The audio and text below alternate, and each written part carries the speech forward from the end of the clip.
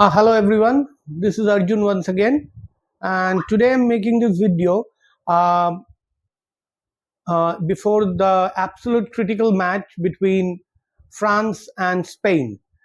Now, in this World Cup, the 2026 FIFA World Cup, this is the match because whoever wins this match is most likely to go on to win the World Cup. The semi-finals has been decided between France and Spain and Argentina and England. Now, between France and Spain, it is very interesting because in the last few years, rather than in the last 2 years, 24 and 25, they have met twice in um, European Championship semi-finals, and both has been won by Spain.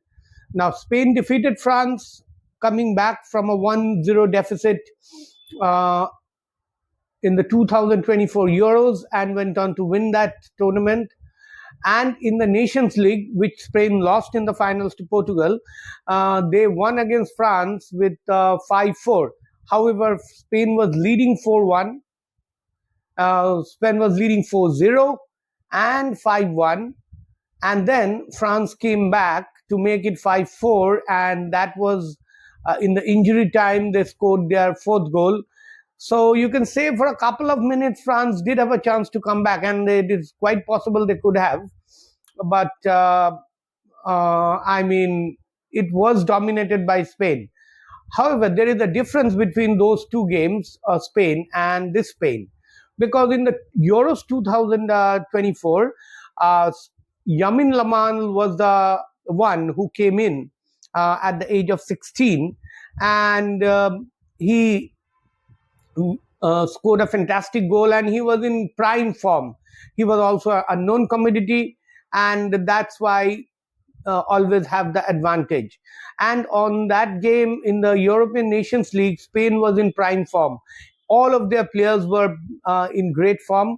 Nico Williams, Yamin Lamal, Pedri, Rodri, most of the players who were playing right now were playing. Mikel Merino, I think, has started and even scored once. So all of them were playing quite well and was in great form. And well, I had doubts about Dembele, about Elise. They were playing well, but there was a lot of hype about Dembele, even with the last World Cup.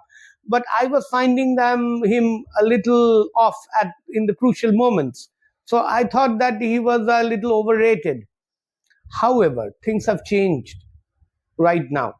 Right now, after the last year's Champions League, when the Champions League finished, and in the last year, Dembele got the Ballon d'Or, he is a completely different player. Now, he looks very dangerous.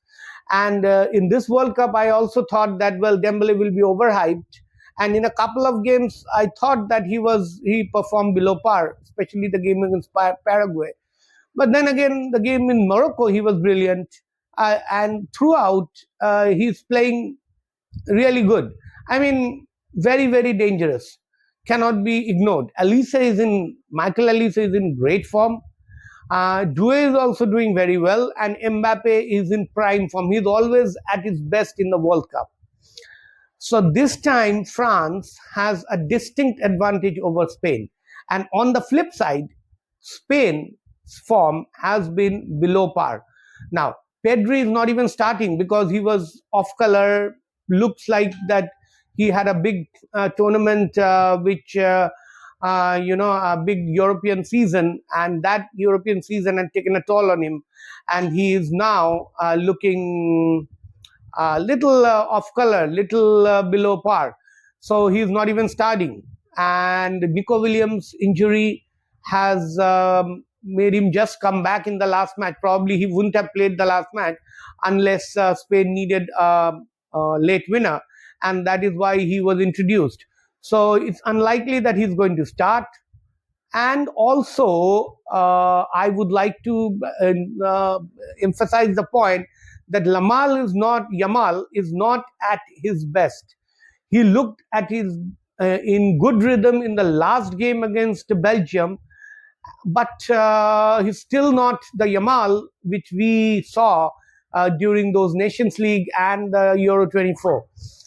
So it needs to be seen that how good Yamal plays in this game.